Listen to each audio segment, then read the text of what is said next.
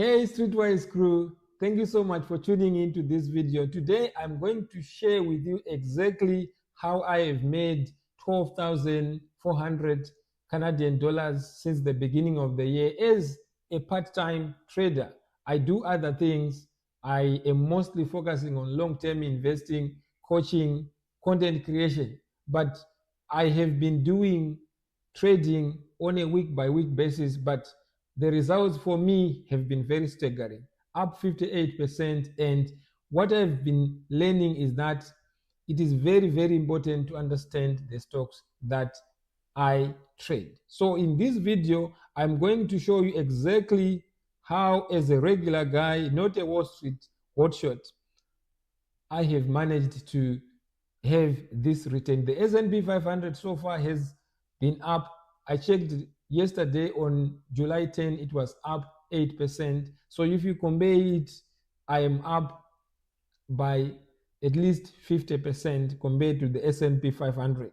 Now, in this video, I'm going to demonstrate and share with you how I profitably trade options, particularly cash secured puts, and also some weekly moves, challenges, and lessons that I've learned. So stick around and make sure you ask any questions that you may have on the comments below. But before we dive in, quick disclaimer, I'm not a financial advisor and this is not investment advice. Trading comes with risks, particularly even elevated when you are trading options. Now, everything that I say in this video, this is my personal journey as a part-time retail trader. Always do your own research and also consult financial advisor before making financial decisions. Now, let's talk about how I turned my portfolio into a 58% gain year to date. The first thing that I will give you is my background and the portfolio breakdown, particularly this trading portfolio that I share with you. I don't share the ones that I invest for the long term, at least for now.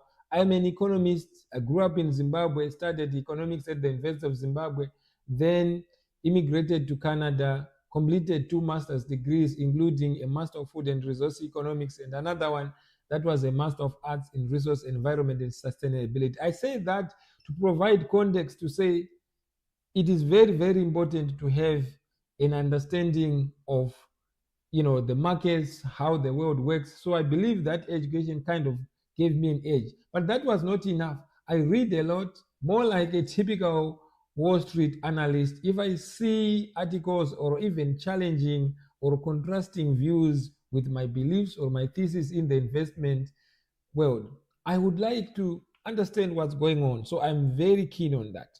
Now, as I said, the 58% year to date is translates to about 12,400 Canadian dollars. I started with 21,800, like I've shared with you guys. And this is a portfolio that I'm just willing to see how far I can go this year. Now, how have I achieved this? I know there are way more people who have achieved much more, better results. But for me, I like to just focus on my thesis, testing my data, and of course, I can learn from other people. I'm not in competition with other people. That's one important thing. I'm not chasing hype. I want to manage risk. So it's all about focus and discipline. I don't trade everything under the sun. I focus on options trading, specifically cash secured puts, and I have a small watch list of individual stocks that I believe I know inside and out. Hear me out. This is very, very important. I just don't trade anything and everything. Now, think of me as a Wall Street analyst for my own portfolio. I pick a handful of stocks with strong fundamentals, things like solid earnings growth, low debt, very good and growing free cash flows, competitive advantage with good leadership, good services and products.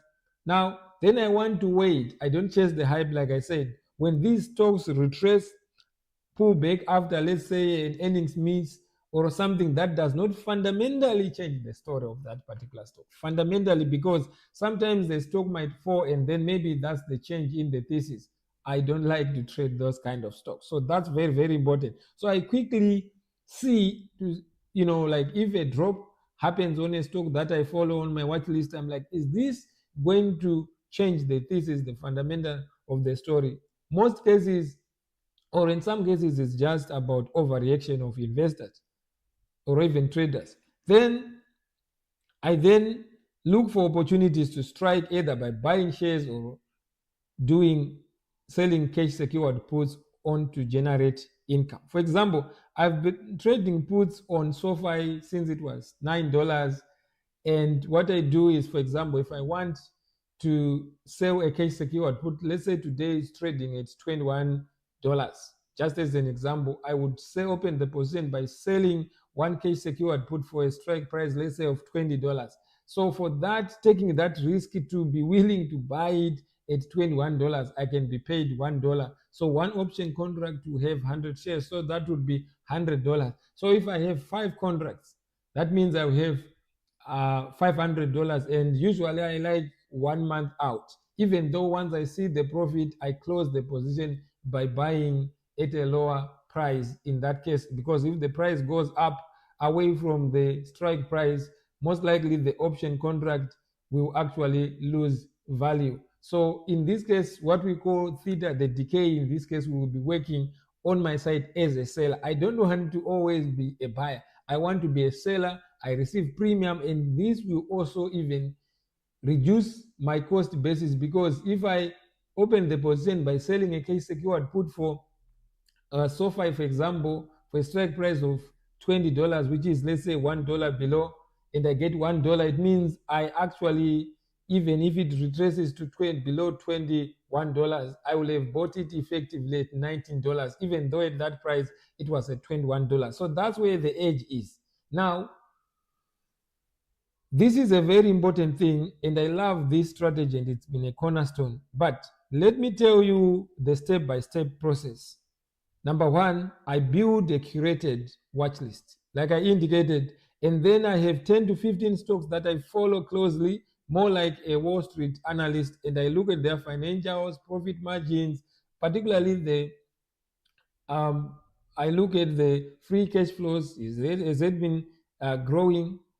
Long-term debt, has it been declining? And also depending, of course, on the industry. Some industries, they definitely require high debt levels, but I don't like usually high debt levels relative to the free cash flows and also the cash and cash equivalents. Now, once I do that, I then look at what analysts saying and then try to estimate their valuation, the valuation of that stock. Is it something that has products that I'm excited about? And then I'm kind of like thinking of investing in this business for the long term, even though I'm trading. Again, the stocks that I normally trade are most likely the stocks that are even on for the long term. I would be willing to hold them for the long term, but to generate cash flows, I'm happy to trade in and trade out in this particular trading portfolio or the trading portfolios. Now, two, I then do fundamental analysis, like I said, look at the numbers. Is this company growing? Are the earnings, are they beating earnings expectations? Do they have a moat? Is the stock, does it have strong fundamentals in terms of my checklist? Is it something that I would be excited about? So this is where my economics background comes in. I'm not guessing, I'm analyzing. Now, step number three, I wait for retracements. Again, I don't want to chase and to buy when the stock is up. So I have to wait whether there's something that happens and the stock drops by 10, 15%, 5%. And if this is something, the cause of the drop is not something that would fundamentally change the thesis of that business, then I can then take a cash secured put, let's say 1 month out, and then sell the cash secured put or even buy shares and then hold them for several days or weeks or even months and then cash out on profits. Then number four, I then trade the cash secured puts, like I said.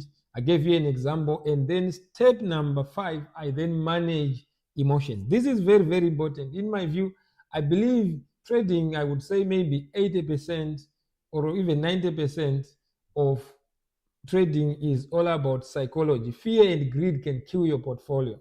I stick to my plan, set some ranges I want to get in and get out, and then never let a bad day make me panic. Now, managing emotions has actually enabled me to do that, to get at least so far now 58% return in this portfolio, because sometimes I could be right, but maybe there's a temporary, reversal in the price trend, but I don't panic, right? Because I know my thesis.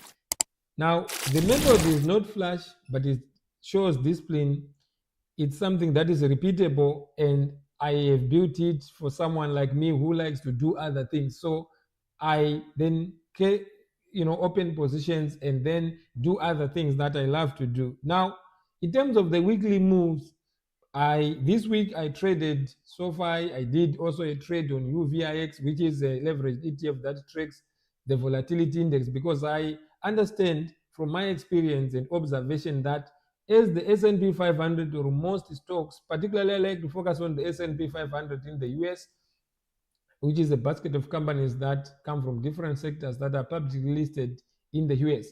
Now, what then happens is, if it's now hitting all-time high, usually there's no supply zone. So there is usually a pullback. So yesterday, my uncle, who is pretty much my mentor, he was like, okay, I think now at this range, the VIX is kind of like going to all-time to the lower levels, right? And the equities market is going up. So we bought some shares, cash secured puts, and you know what?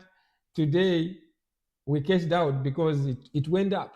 And that's the thing, we cashed out and now we are out. You preserve your capital, you take the profit. So that's something that I have been doing. Now, in terms of the a key thing is, as I mentioned, every week I am looking at opportunities. I'm not chasing particular stocks, but I'm waiting for them to come to my certain level. So I have a watch list, I have alerts, and if they retrace to my levels, I get a notification on my mobile phone, and then I quickly read and see.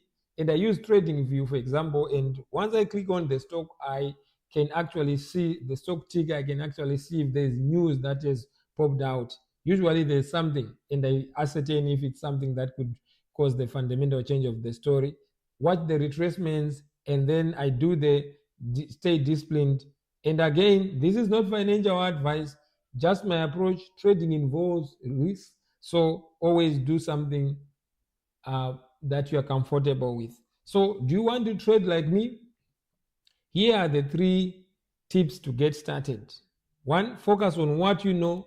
I would stick to a small, limited number of watch lists that I would understand, and less more. Less is more.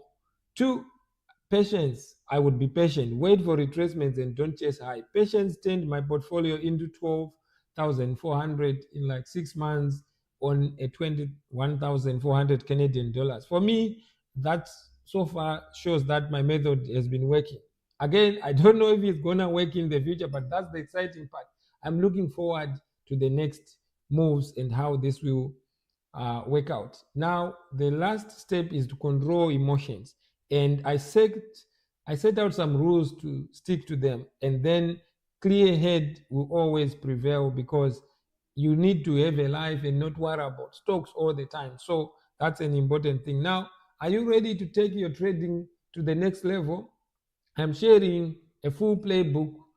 Book a one-on-one coaching for trading and investing on www.streetwiseeconomics. I will be happy to share with you my checklist and also some of the strategies that I am doing. As an economist and a trader, I will teach you how to analyze stocks, how to trade them.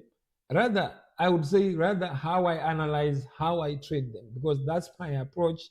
And then sometimes having the disciplined mindset. So make sure you visit www.streetwiseeconomics to book for a session and start your journey to financial success. That's it for this week. Streetwise Economics. Thank you so much for tuning in. I'm up 12,000 in profit. That excites me, but again, I'm not complacent.